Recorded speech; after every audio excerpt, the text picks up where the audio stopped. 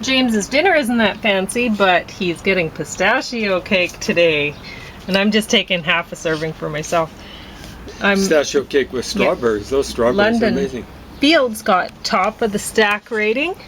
And then Kajillionaire, Voyagers, the Super Mario Brothers movie, Official Competition, The Runaways, and the Tsugua Diaries, or whatever that's called. So we'll see how this goes. So it looks as though you got a flower petal or something like that on your chin. So there we go. Are there flower petals around? Something like that. Well, dried ones. There's lots of lilac ones are pretty much done. It probably was a lilac petal or something. Anyway, so I have watched London Fields before, and still it gets the top of the stack rating. I'd forgotten that I watched it because honestly the title is stupid. And the French title, Seduction Fatale, is better. But they call it London. There used to be a place in London, probably still is there, called Spitalfields. So right in the middle of, I presume it's hospital fields or something like that. But Spital's kind of an old-fashioned word for hospital thing. So there are fields there. Okay, well, whatever. Yeah, I'd forgotten that, like, even when I started watching the movie, I'd forgotten that Johnny Depp was in it, which, how do you forget that, right? So, I don't know. Honestly, I like the movie, though. It's a good one. Johnny Depp might have forgotten that he was in it thanks to some chemical intake. But he might be the only did one. A great job. Everyone did a great job. He always seems to do a phenomenal job. And anyway, it's a kind of mystery, and maybe some things about it are a little silly. Whatever. It's still worth watching. Worth watching twice. Kajillionaire. I always like this. What's his name? Richard Jenkins. Always like him. But honestly, I didn't really believe him in this role. And he's a great actor. But I still didn't really believe him in this role. But, yeah, that's alright. Some people have some bad parents. Voyagers. It was mostly a bunch of teenagers or young 20s maybe, acting out the movie, and it's in a spaceship, whatever. Luckily they had Colin Farrell for a while there, but yeah, you'd think that if they were going to send some people, like they have in this movie, they have the teens are being drugged with this drug to make them less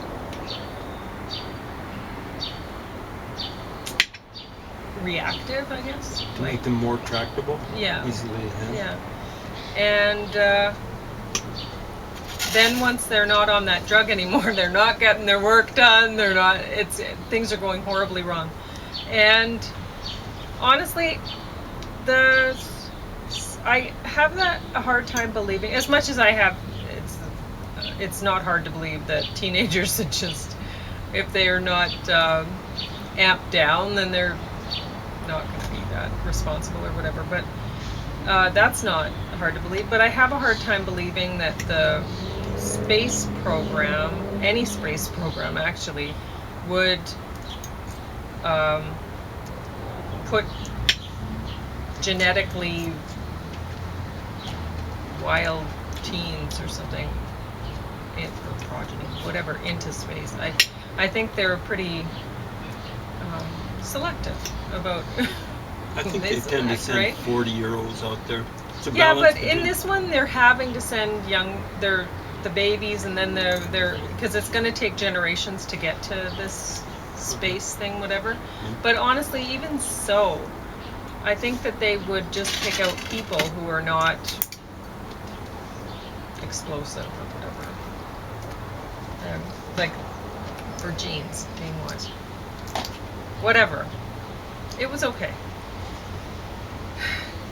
This movie, I would have loved it if I were 6 years old watching it. Whatever. This Mario Brothers thing, they did a good job. It's not that they didn't. It's just not aimed for me. And it is just a video game sort of movie.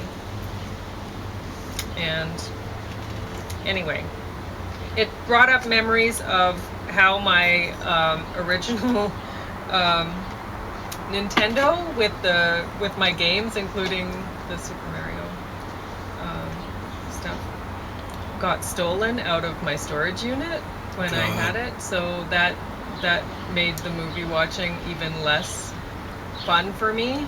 So I lost so much stuff. I don't know about you, but if I ever get any money, my share, some of it's going to go tracking those idiots down.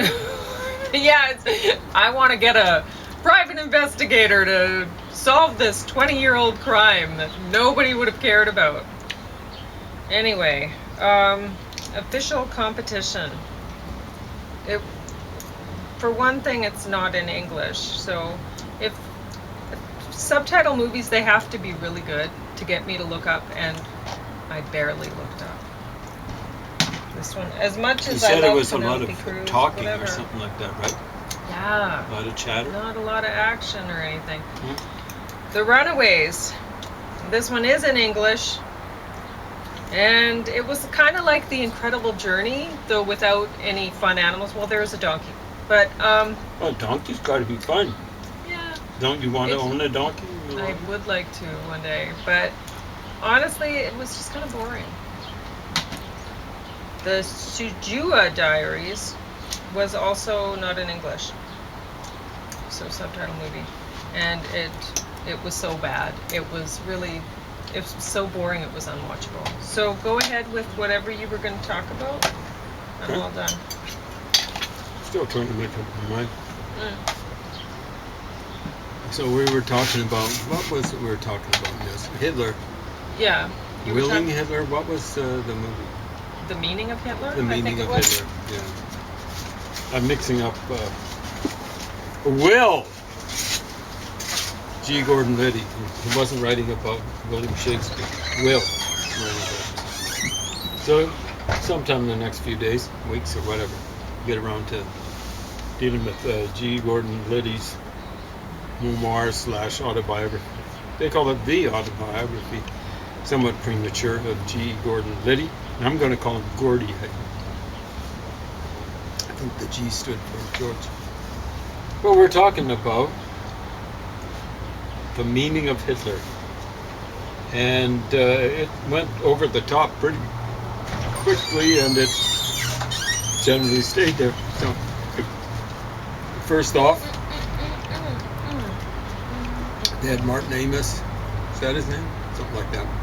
I was mixing him up with Kingsley Amos, so I gather it was his dad, some sort of relative. And Amos was, like, he's not an expert on Hitler, I don't think. Maybe he wrote some sort of biography of Hitler. Maybe it's up there with Trevor Roper. Don't get me started on Trevor Roper. What was he doing? Salman Rushdie. He was blaming the victim way back in '89. I think it was Trevor Roper.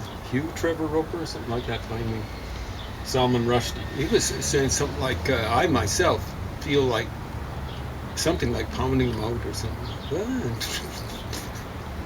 Stupid idiot. Not Salman Rushdie. Trevor Roper.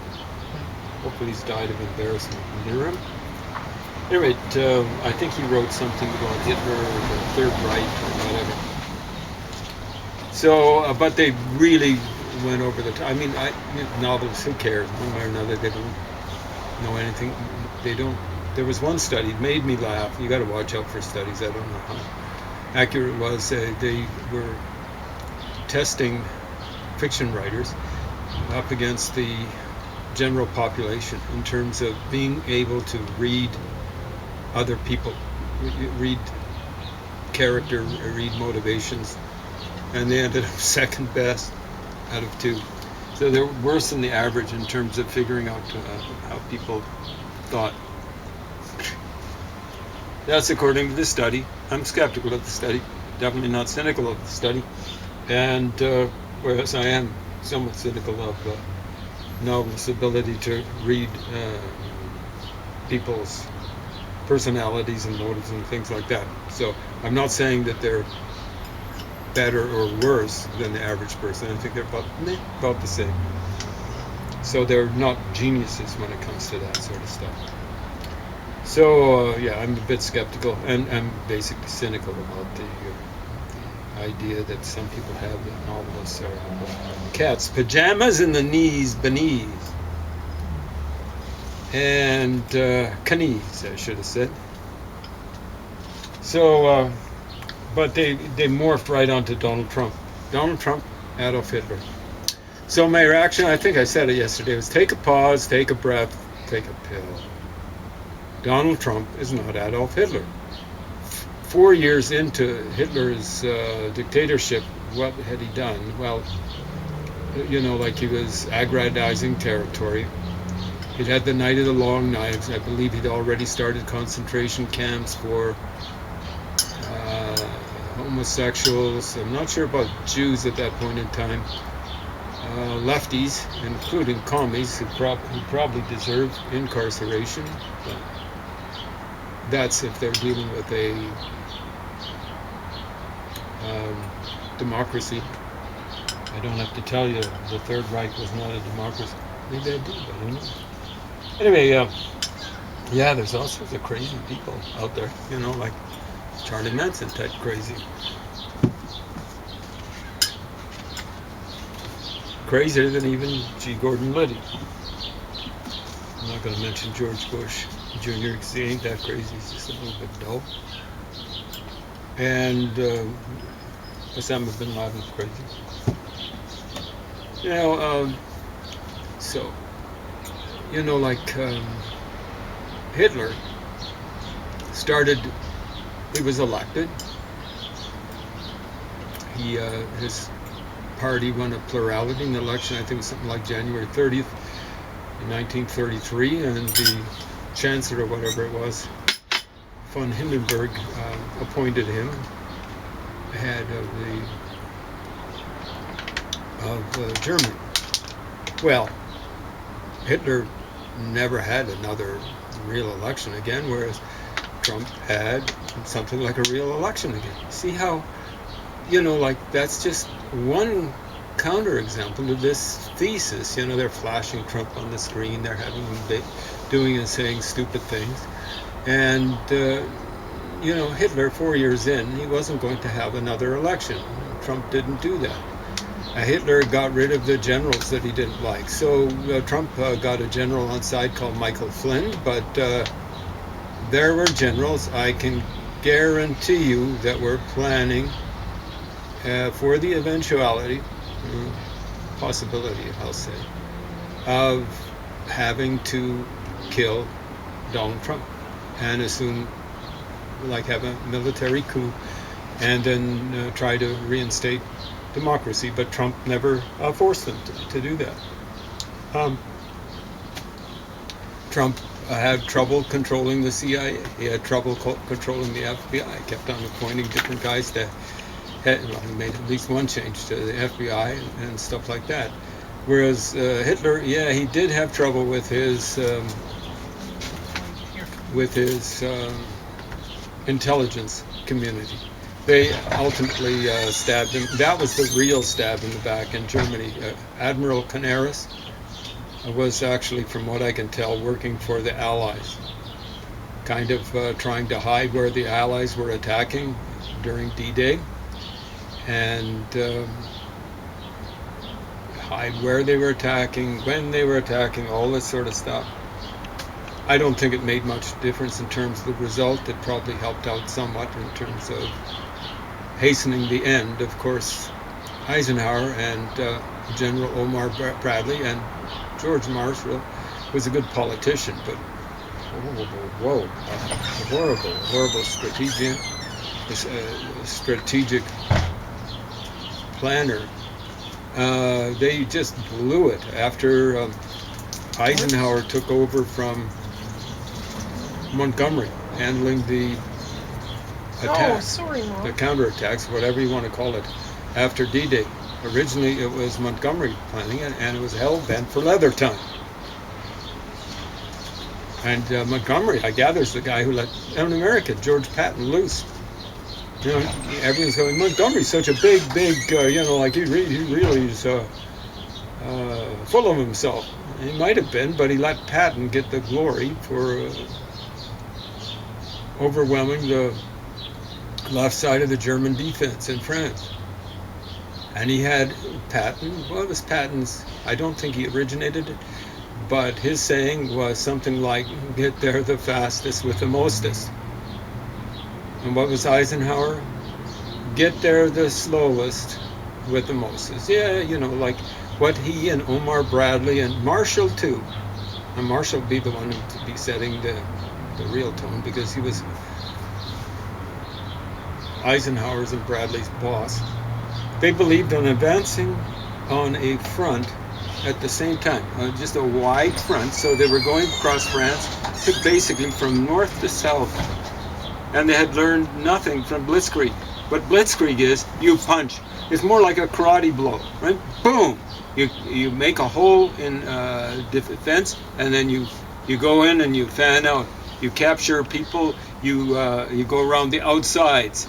You do pincher movements. You do flanking movements and stuff like that. You don't.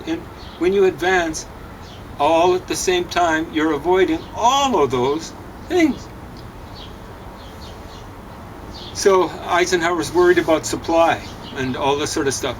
Hey, you punch through, and then you stop the tanks, and you wait for the soldiers to come into the holes that you punched with your armor and stuff like that. So absolutely crazy. But getting back to crazy, Donald Trump's not Adolf Hitler. At least not yet. A long while back when Trump was elected, there was some person who kind of had, paused. He took a pause, he took a breath, and he took a pill. And someone asked him, so is Hitler a Nazi? And he said, no. Hitler a Nazi? No, is Trump a Nazi? Yeah. Did I say Hitler a Nazi? You did. Sorry. And he said, no, he's a bad guy and stuff like that. He got that right. But he said, I think he said, he just said, no, they were saying he's awful. And the guy just volunteered. He's not a Nazi or fascist. And I'm going, yeah, you see, like Mussolini, they actually had parties that they either had created or shaped very much in their image. I shouldn't have to tell you, unfortunately, I think there's some of you folks out there. Trump took over a party, but it's still not really shaped in his image. It's been 7 years after he assumed power. And the only reason why the Republican Party started shaping itself in its image was they didn't want to argue with success. Enough people, it was a minority of people, but voters in the United States, but enough voted so that he could get elected with a little help, maybe a whole lot of help from his friends in Russia, behind the reconstituted Iron Curtain. He got enough support to get kind of like elected. And so the Republican Party was running scared of him. But that's not like what Hitler did with the Nazi Party. He didn't found it, but he took it over. I gather the Mussolini's movement, he just founded it.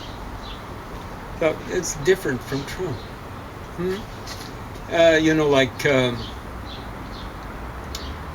Trump was kind of pussyfooting around with maybe with both feet, both left feet.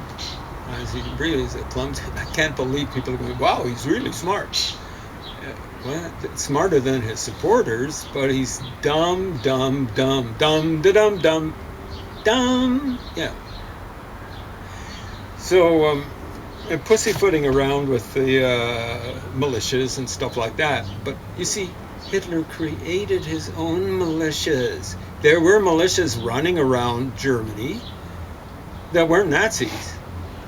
I suspect lots of them, even before the Nazi Party was formed, and definitely before Hitler joined up with the Nazis. There's the bluebird, or the blue jay. Do you want to catch it? It's a lot more interesting than talking about Donald Trump and stuff like that. He's preening himself. I've seen him many times. He's getting ready for the camera. See, look, I'm telling you. One You folks day- want to one see day him. you'll He's take really him cleaning and himself up. come He's right over already. here. He has Yeah. taken. I put peanuts on the table, and he took them off there because I'm trying to convince This him table that- here. Yeah, that And he you were can sitting come there? over. No. You were standing. I just with him. put them on the table Yeah. so he'd come. Because James is convinced that he's going to tame the blue jays by the end. of I'm it. not convinced, So- but I think there's a good chance that eventually it'll eat out of our Trying to help. hand, and it's in our yard, all that sort of stuff. He's the guy who came close to me. He's been this close He's to still me. scared I of try the not to camera, exaggerate. though, 'cause it makes the beat. It's the camera I think it's and stuff like that. And I think maybe a woman's been mean to him or stuff like that. I'm not sure, because he seems a little, even if you don't have the camera, he seems a little bit suspicious of you. But the first time I saw him, he came this close. You know, like I was kind of like talking to him. He's the one who initiated the face-to-face kind of contact. Wasn't talking to him. Anyway, Trump bunny. So, and like when I use that kind of like designation, I don't want to dismiss him as being harmless or anything like that. He's a very dangerous idiot. When you've got him saying in front of people in something like a hockey arena, maybe 20,000 people, we'll take it down a little bit, 15,000 people presumably packed to the rafters. And he says, let's never have another election again. This is when he's running in 2016. And there's a huge roar of approval from the audience. That's dangerous talk. Now, I'm sure his supporters, and he would say, it's just joking. You don't joke about stuff like that, particularly when you're on the campaign trail, for Pete's sake. And then the folks that were roaring their approval, I don't think they were joking. Trump bunny. So there are, like Hitler abhorred capitalists. And on this show, they're saying they abhorred capitalists because they thought all capitalists were Jews. On the show, the meaning of Hitler, they didn't quite say it that way. They were saying something like capitalists were Jews. And I'm going, no. He understood that Jews were capitalists. At least that's his understanding. But he understood that many, many, many capitalists weren't Jewish. So let's look at Donald Trump, a capitalist, a very poor one, kind of guy who has to be like this with mafia. Now he's involved with the biggest mafia in the world, the Russian mafia. Biggest and most powerful, that actually got their finger on the atomic bomb, hydrogen bomb button. The world's biggest state terrorists for 100 years, really. If you he went from having inherited wealth to not being able to make anything. So he's like a reverse capitalist. He's a failure. Now his dad apparently had dealings with the mafia in New York. But there was one guy who got fired. He was on Apprentice. He got fired by Donald Trump. And he said, it was ridiculous. He said he should have raised a fuss or something like that, because at least he's made money by comparison with the amount of money he started out with. The Apprentice Yeah. had. Whereas Donald Trump's got less money. I mean, he's basically a welfare bum. Only the welfare is has been provided by various mafias, and still is, the Russian mafia in particular. So, like if any of you local yokel mafias, like the Sicilian mafia or whatever in the United States, are still supporting, shame on you. Like you guys back in the 60s, you were strutting around pretending that you were patriots, American patriots and stuff like that. You can't, if you're still supporting Trump, you can't be doing that. Trump is a traitor to the United States. I don't really care that much about that. He's a traitor to democracy. So Trump was a capitalist, a failed capitalist, and he still is, kind of, sort of. And how anti-Semitic is he? You know, like, he's actually supported the right of Israel to have Jerusalem as its capital. Now, he would know the relevant literature. I happen to. And the literature is 2,700 plus years old. Dates to 701 BC. It's Sennacherib. I've mentioned it before, but unfortunately there's lots of you folks who might have been tuning in who, way back when, who would have forgotten it conveniently. Because it's an inconvenient truth. And what it is Sennacherib, Assyrian monarch, one of the most powerful, he's probably the most powerful monarch of his time. 701 BC, exact date. It says, as for Hezekiah the Jew, this is in multiple exemplars. You can't go around and say, oh, you know, like maybe he made a mistake. They all basically agree with each other. As for Hezekiah the Jew, so he's mentioning an actual king mentioned in the Bible, I shut him up in his royal city. The way that's interpreted by Assyriologists is his capital city, Jerusalem. It's called something like Jerusalem, something like that. Like a bird in a cage. As for Hezekiah the Jew, I shut him up in his royal city, like a bird in a cage. And you'll get all sorts of nifty, shifty, hefty lefty saying, oh, there's no record of Jerusalem being a capital for the Jews or the Hebrews outside of, in an ancient record outside of the Bible. Wrong! How long do you want me to say wrong? Till it gets through your thick skulls. Wrong! You intellectually dishonest nether sphincters. I control myself though. I want that recorded for posterity. So Trump has actually supported Israel's right. It is a right to have Jerusalem as its capital city. How much time? 2 minutes? Minute and 20, yeah. Minute and 20. So Trump buddy. I was calling him Bunny, but we'll call him Trump buddy. How about being anti-Semitic personally? Well, he's pointed out, and I think this should be taken into consideration, his son-in-law is called Jared Kushner. And he's Scandinavian. No, he's not. He's Jewish. So get things right. Stop lying. You know, this is one reason why Trump gets away with saying fake news, fake news, fake news. Because so many nifty, shifty, hefty lefties are at least lying about history. Shame on you. Shame on you, you liars. At any rate, well, Trump's a liar too. Don't get me wrong. And that sort of stuff. Don't make a straw man out of him. Oh, that guy's a Trump supporter. No, I can't stand the guy. But you guys are making it easy for him. You stupid idiots. You Bernie Sanders supporters. You should support Barry Sanders or something like that. Anyway, enough said. Take care.